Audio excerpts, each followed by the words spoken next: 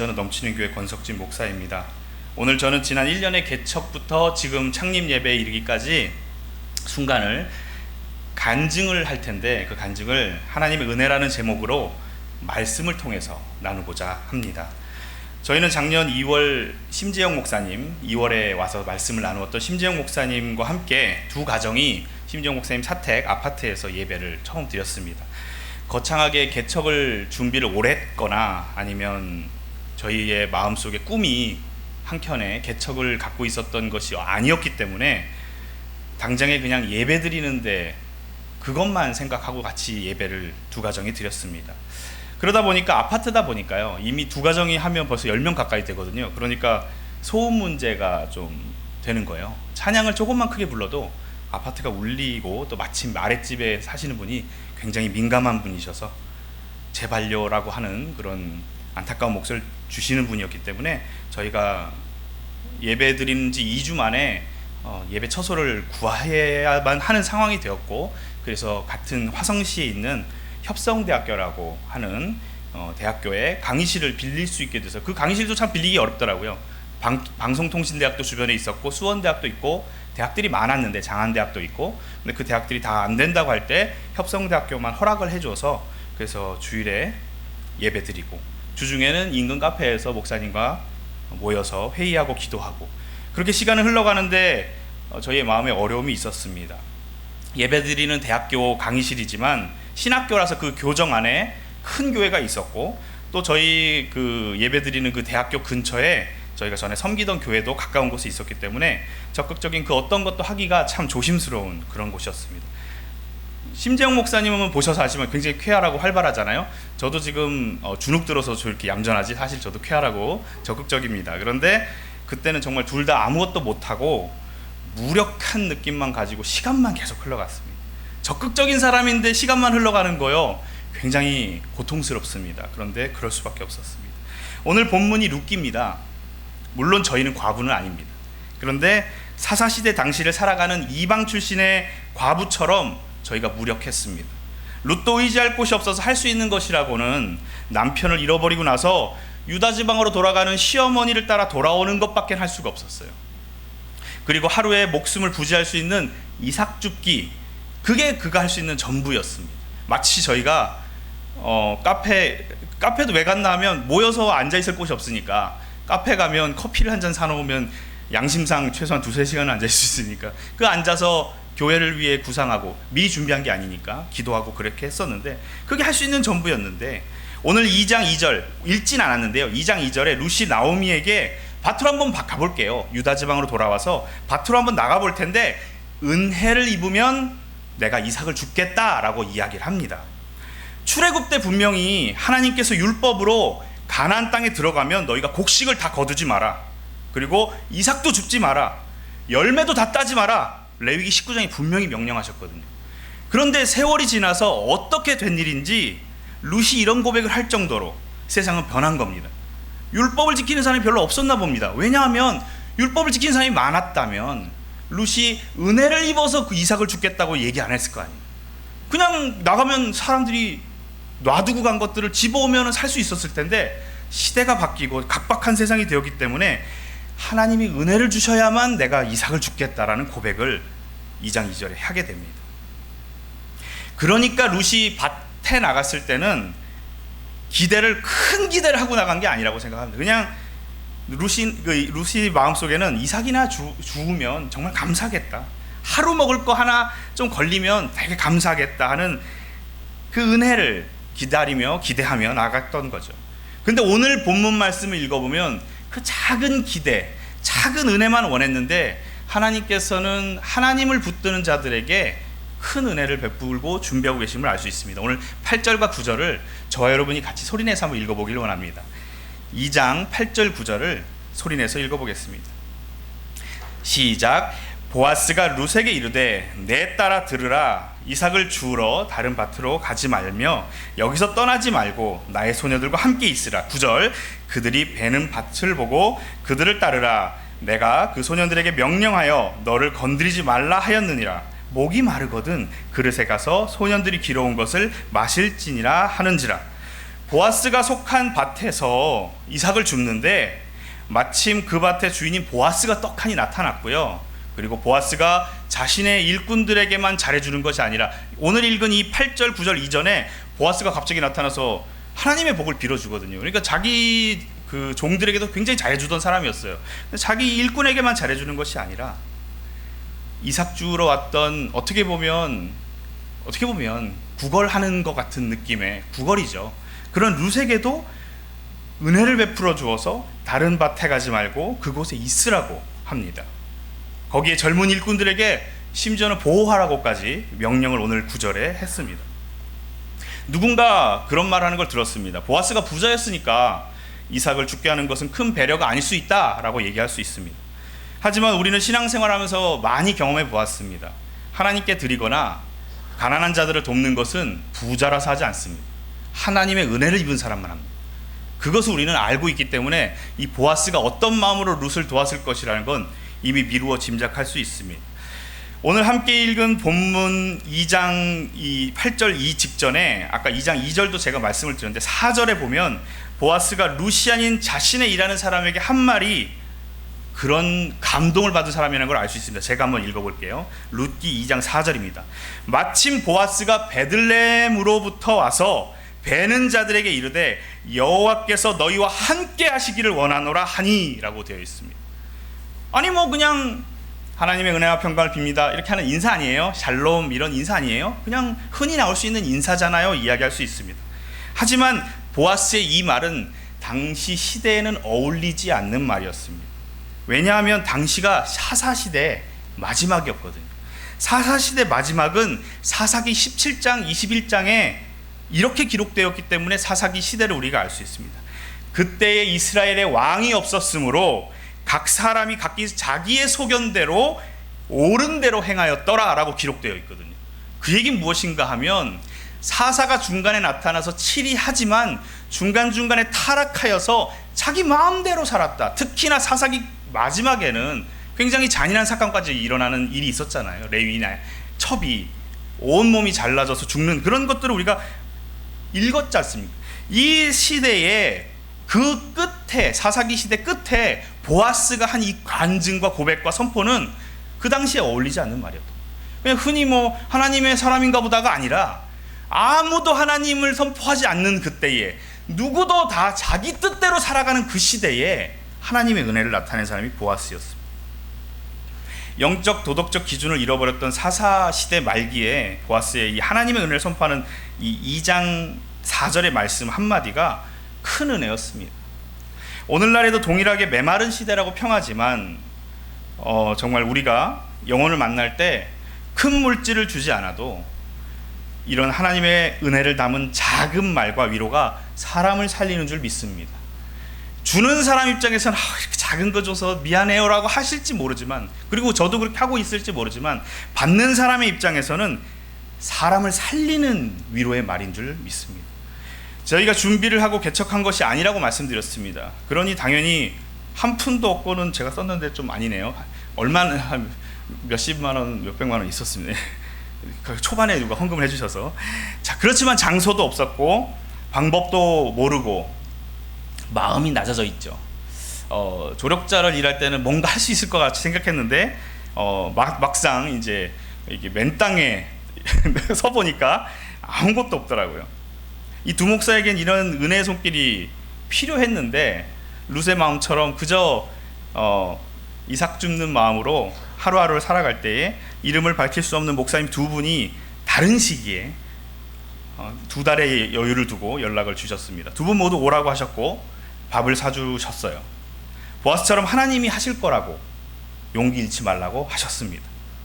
누구는 고작 이삭 죽겠다고 말할 수 있지만 받아들이는 룻의 입장에서는 그게 아니라는 거죠. 오늘 10절을 한번 소리내서 같이 읽어보겠습니다. 10절이요. 시작. 룻이 엎드려 얼굴을 땅에 대고 절하며 그에게 이르시되 나는 이방 여인이거늘 당신이 어찌하여 내게 은혜를 베푸시며 나를 돌보시나이까 하니.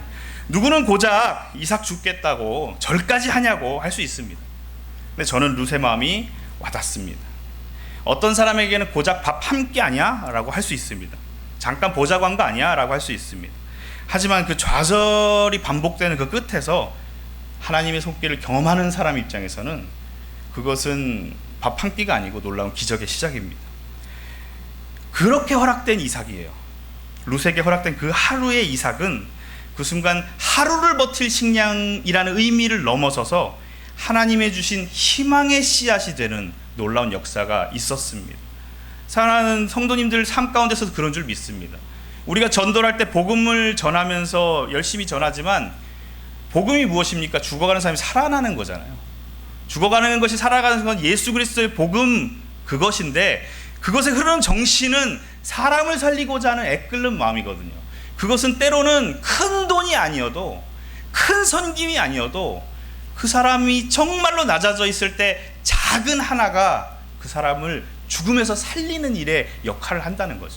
그건 우리는 어떤 상황인지 몰라요. 사실 보아스도 다 알진 못했을 거예요.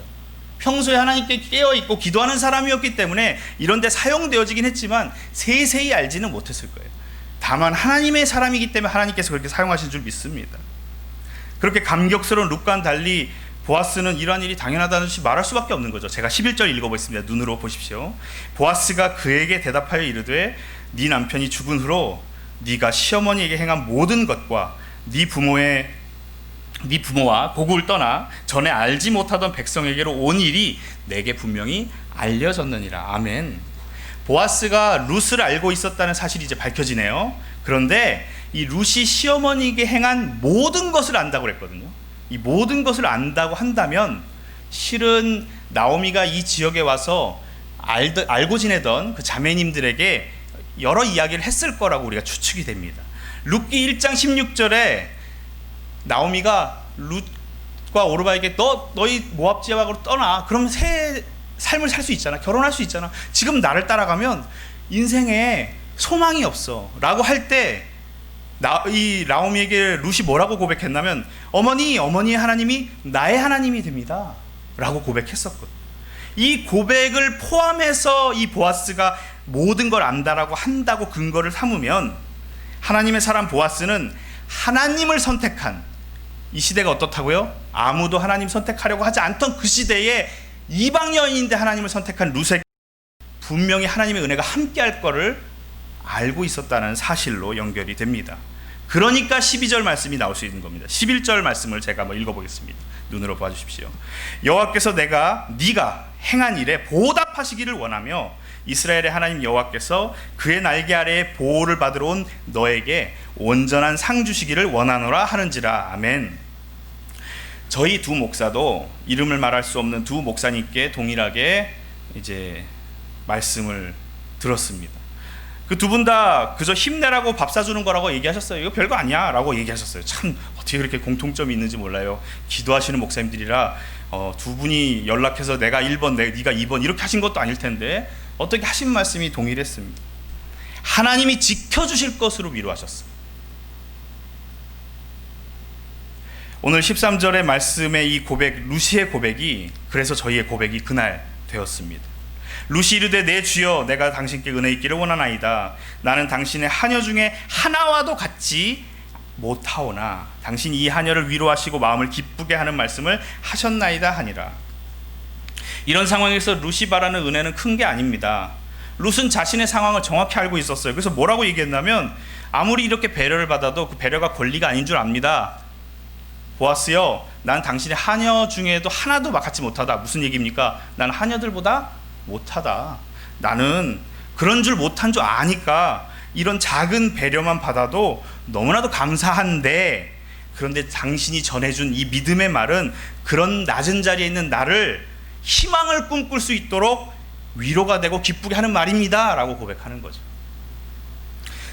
저희 교회도 그런 기쁨을 얻은 그 무렵에 작년 7월 9월이었는데요 그 무렵에 기적과도 같이 처음으로 새 영혼이 왔어요.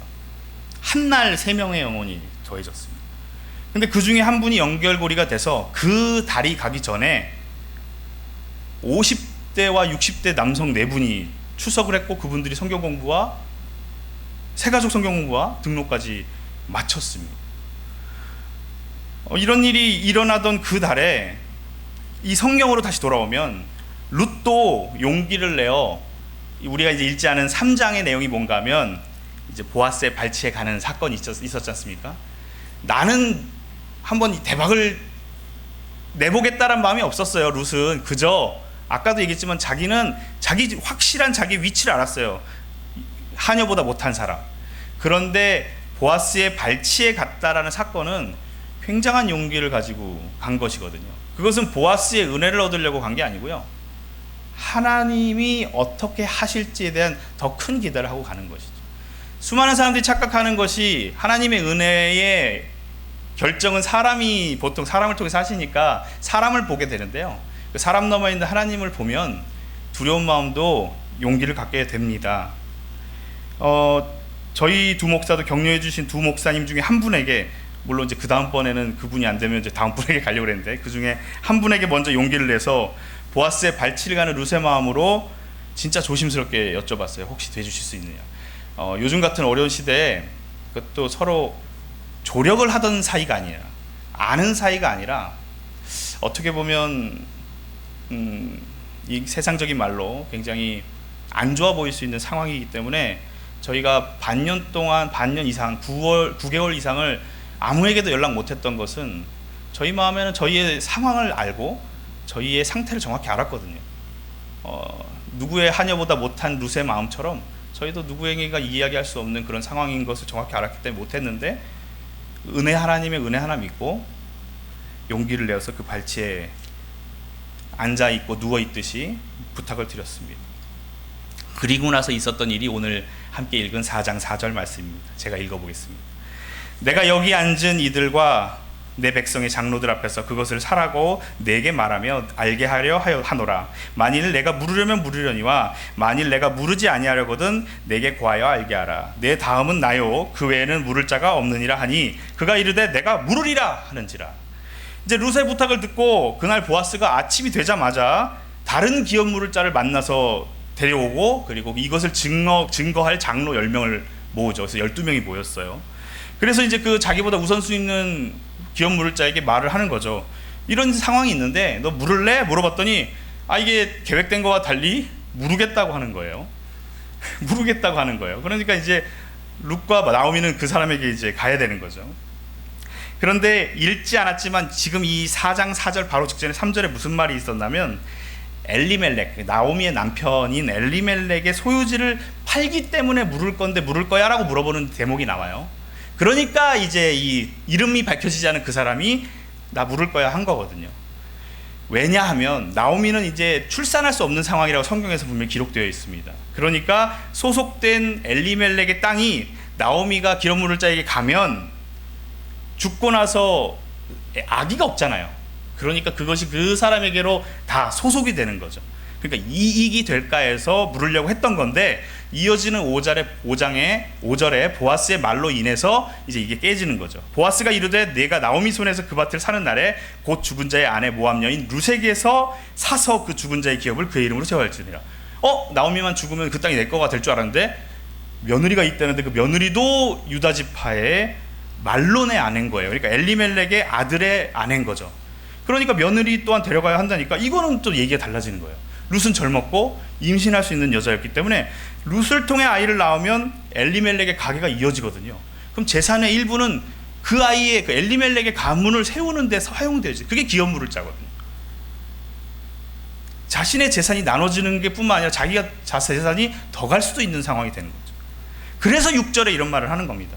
그 기업 물을 자가 이르되 나는 내 기업에 손해가 있을까 하여 나를 위하여 물으지 못하노니 내가 물을 것을 네가 물으라. 나는 물으지 못하겠노라 하는지라. 내 기업에 손해가 있을까 하여 못 물으겠다. 이거 어떻게 보면은 우리 입장에서 읽으면 어떻게 이럴 수 있어 그러지만, 실은 내 손해뿐만 아니라 내 가게의 손해잖아요. 이렇게 말한 이 사람이 나쁘다고 얘기할 수는 없다고 생각합니다. 그냥 리더는 이럴 수 있다고 저는 생각해요. 이해합니다. 그래서 반대로 보아스가 대단하다는 거죠. 이럴 수 있는 상황을 다 알고도 가서 기업을 물으겠다고 그 아침에 그 난리를, 그 행동을, 그 기꺼이 그 귀찮은 일들을 했다라는 거죠.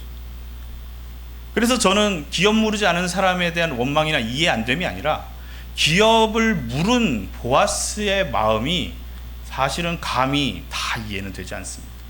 하나님의 사랑이 이렇다고 저는 생각합니다. 하나님의 사랑이 감히 다 이해는 되지 않아도 우리에게 항상 펼쳐지고 준비되어 있는 줄 믿습니다. 이 가운데서도 저희 교회보다 더 어려운 상황에 처하신 분들이 분명히 있을 거라 생각해요. 저희는 요즘에 잘 살거든요.